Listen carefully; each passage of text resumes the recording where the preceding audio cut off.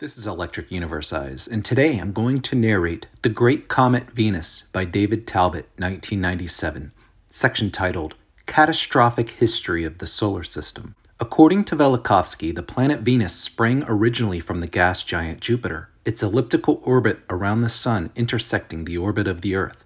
Velikovsky called the protoplanet Venus a comet because, as it circled the Sun, it carried with it a trail of gas and debris. The largest portion of Velikovsky's Worlds in Collision is devoted to aspects of his thesis concerning Venus, a planet he says nearly collided with the Earth twice, first around 1500 BC and then again some 52 years later. The axis of the Earth was disturbed, and fire, gas, dust, and stone descended on the Earth, accompanied by earthquakes and wind, decimating whole populations around the world. Was Venus a comet in early historic times? If so, 100 secondary issues debated by Velikovsky and his critics are virtually irrelevant to Velikovsky's place in the history of science.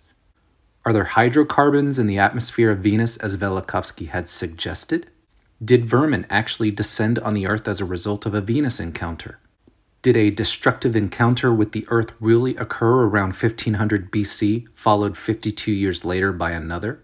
Is it physically possible that a planet-sized body could have been ejected from the gas giant Jupiter? It is certainly conceivable that questions such as these, which have tended to draw much of the attention over the 40-year Velikovsky debate, could all be answered in the negative, with Velikovsky still emerging victorious for having brought to light the cometary Venus, the previously unrecognized roles of planets in myth, and the more general catastrophic motifs.